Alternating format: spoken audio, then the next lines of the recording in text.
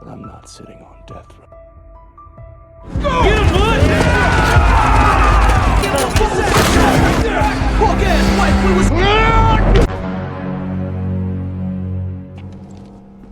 Halo, apa kabar semuanya? Kali ini saya akan merangkum sebuah film berjudul Shot Caller yang rilis tahun 2017 dengan rating 7,3 di IMDb.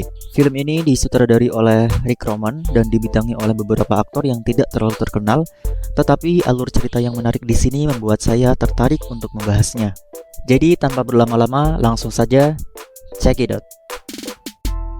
Tell your friend she's next in line.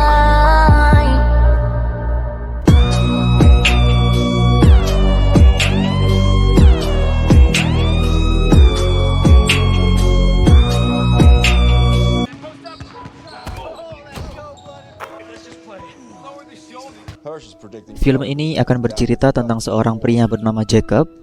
Dia adalah seorang pekerja kantor biasa yang memiliki hidup normal, sekaligus seorang ayah yang memiliki istri, dan seorang anak yang masih kecil.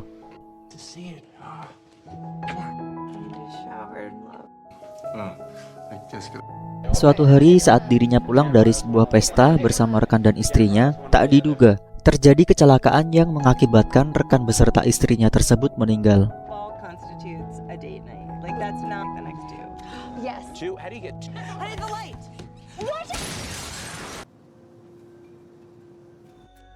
Untuk itu, Jacob dijatuhi hukuman 7 tahun penjara dan disinilah semuanya berawal.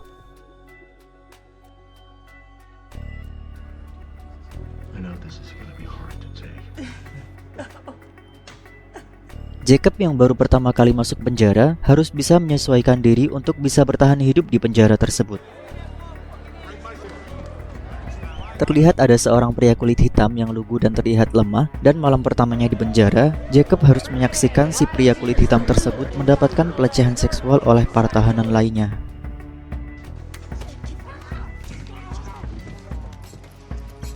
Di situ Jacob sadar bahwa untuk bertahan hidup di penjara, dirinya harus terlihat kuat dan punya keberanian di sana. Untuk itu, Jacob pun melakukan perkelahian dengan salah satu anggota geng di sana, sehingga dirinya harus mendekam di ruang isolasi selama 30 hari.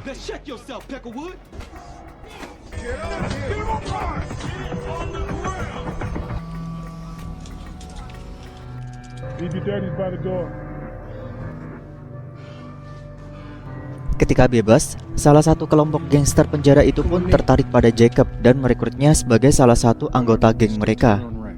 There are no free rides here. Everyone puts in work. See how that lone bullshit works out for you, money man? Di sisi lain, istri Jacob mengeluhkan bahwa tabungannya sudah mulai menipis dan bingung mencari uang kemana lagi. Dia pun meminta izin kepada Jacob untuk menjadi seorang LC di sebuah tempat karaoke. Semua hal yang ada di penjara itu tidak gratis, termasuk saat dirinya bergabung dengan geng tersebut. Jacob pun diminta untuk menyelundupkan sebuah heroin yang dibungkus dengan balon karet untuk kemudian dimasukkan ke lubang bool atau anus agar tidak diketahui oleh para sipir, dan Jacob pun melakukannya.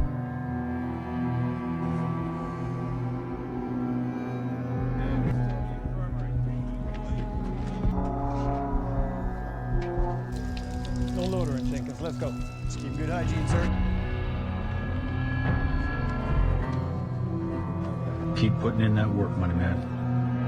Tidak cukup sampai di situ. Jika Jacob ingin benar-benar masuk lebih dalam ke kelompok gangster tersebut, Jacob harus membunuh seorang dari tahanan geng lain di sana. Di sini barulah Jacob harus berpikir berulang kali untuk melakukannya. Dan jika Jacob mundur saat ini, otomatis rasa aman yang didapatkannya saat ini akan lenyap. Seketika itu, Jacob pun memberanikan diri untuk melakukannya. Dan itu adalah pembunuhan pertama yang dilakukan Jacob selama hidupnya.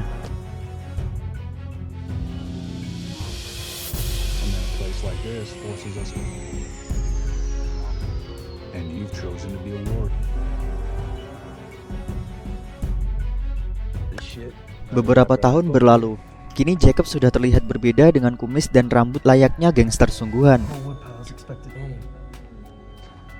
Pria ini bernama Shotgun. Pada adegan ini, Jacob diberitahu oleh Shotgun bahwa ada seorang pria bernama Herman Gonzalez yang merupakan salah satu orang paling berpengaruh di sini dan di luar gangster ini.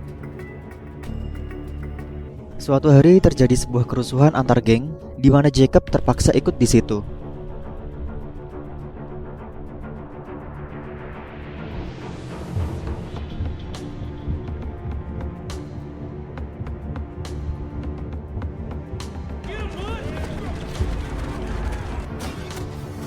Dalam situasi tersebut, terlintas dalam pikiran Jacob untuk memanfaatkan situasi tersebut agar mendapatkan respek dari Herman. Saat salah seorang tahanan akan menyerang Herman, Jacob langsung mengejarnya dan berhasil membunuh tahanan tersebut, sehingga Herman merasa berhutang budi kepadanya. Namun karena tindakan tersebut, Jacob harus mendapatkan penambahan hukuman selama 6 tahun penjara. Hal tersebut membuat istrinya sedih, dan Jacob meminta sang istri untuk melupakannya.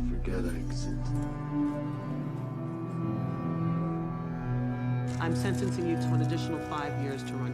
Jacob pun dipindahkan ke penjara lain, di mana penjara tersebut khusus mengurung para tahanan dengan tindak kriminalitas berat. Saat sampai di selnya, Jacob langsung bertanya siapa orang paling berpengaruh di sini. Si teman sekamarnya pun mengatakan bahwa Redwood lah orang yang paling berpengaruh di sini.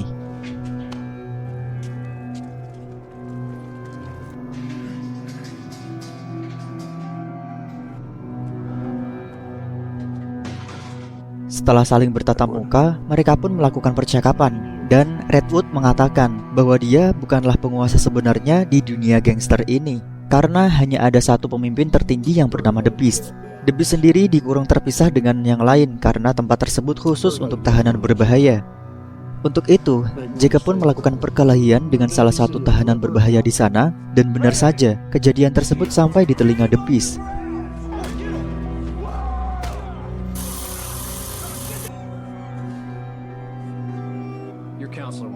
Jacob pun dibawa oleh salah satu sipir yang merupakan anak buah The Beast untuk bertemu langsung dengannya. Sedikit penjelasan tentang The Beast, dia merupakan pemimpin tertinggi dari sebuah gangster paling berbahaya di dunia. Walaupun dia berada di penjara, The Beast masih bisa mengendalikan keadaan di luar dan begitupun di dalam penjara.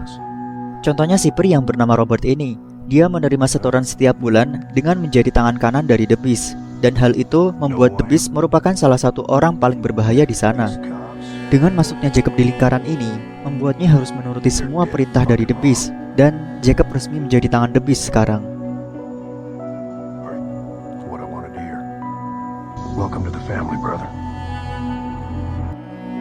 Beberapa tahun berlalu, Jacob pun mendapat pengurangan masa tahanan, sehingga beberapa hari lagi dia akan bebas dari penjara itu, dan membuat Jacob lega karena akhirnya dia bisa mengakhiri semua mimpi buruk ini. Tapi ternyata tidak semudah itu, karena The Beast memberikan tugas kepada Jacob untuk mengurus bisnisnya di luar sana. Jacob yang menolak pun dipaksa untuk mau, karena The Beast mengancam keselamatan anak dan istrinya jika dia menolak. Untuk itu, Jacob pun mau tidak mau terpaksa harus menurutinya.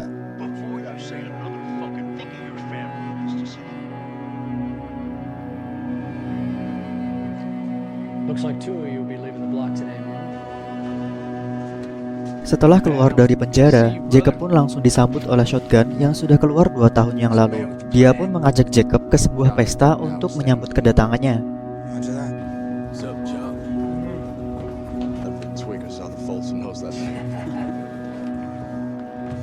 Tapi tiba-tiba terjadi penembakan di pesta tersebut yang sepertinya ditujukan kepada Jacob. Entah siapa yang menyuruhnya, tapi kita akan tahu nanti. Esoknya Jacob langsung menemui Herman Gonzalez yang merupakan pria yang pernah ditolong oleh Jacob waktu di penjara. Tujuan Jacob datang ke sini adalah untuk berbisnis senjata sesuai dengan perintah The Beast. Dengan semua tindakan Jacob waktu di penjara, membuatnya mendapatkan kepercayaan dari semua orang yang berpengaruh di lingkaran ini.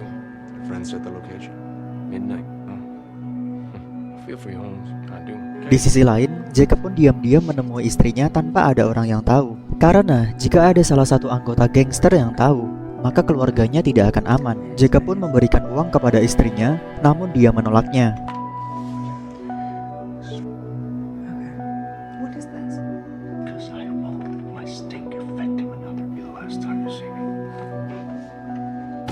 Esoknya, istri Jacob membawa anaknya untuk menemui Jacob. Anak Jacob yang sudah besar pun mengungkapkan kekecewaannya kepada Jacob karena tidak pernah memberinya kabar selama ini. Yang padahal Jacob melakukan itu semua hanya untuk melindungi mereka berdua.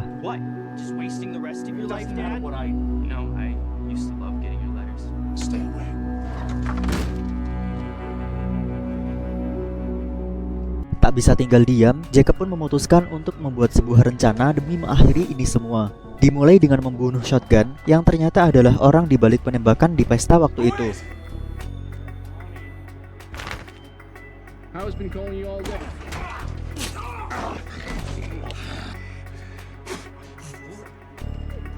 Selanjutnya, Jacob hanya tinggal mengurusi bisnis dari The Beast. Di tengah perjalanan, Jacob pun diam-diam memberikan lokasi transaksi senjata tersebut ke pihak kepolisian. Ketika sampai, polisi langsung menggerebek lokasi tersebut dan terjadilah tembak-tembakan yang mengakibatkan Herman dan semua anggota gangster mati. Jacob yang sudah mengetahui itu hanya tiarap dan menjadi satu-satunya orang yang selamat dalam insiden itu.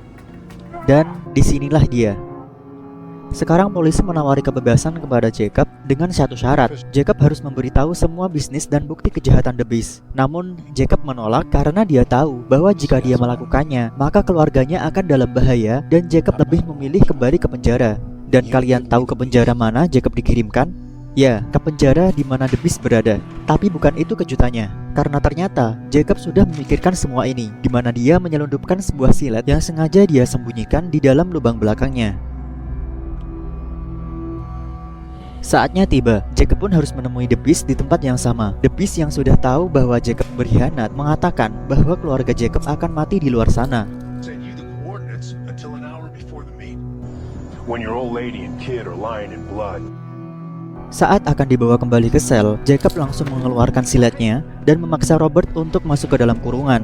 Jacob pun mengambil kunci kurungan tersebut dan membuka kurungan The Beast. Dari situ, terjadi pertarungan di antara mereka berdua yang dimenangkan oleh Jacob. The Beast pun tewas dengan leher digorok menggunakan silet yang dibawa oleh Jacob, dan Jacob pun menjadi satu-satunya orang yang berkuasa sekarang. Robert diminta untuk tutup mulut tentang masalah ini dengan imbalan bayaran 3 kali lipat yang pernah diberikan oleh The Beast, dan Robert pun menurutinya. You're running the show. Setelah semua yang terjadi, akhirnya Jacob pun bisa tenang karena anak dan istrinya bisa tenang dan aman di luar sana. Dan Jacob sendiri harus menerima fakta bahwa dirinya akan mendekam di penjara selamanya. Dan tamat. Film ini mengajarkan untuk selalu mempertimbangkan konsekuensi tindakan, menjaga nilai keluarga, dan berjuang untuk memperbaiki kesalahan demi keselamatan dan kebahagiaan sejati.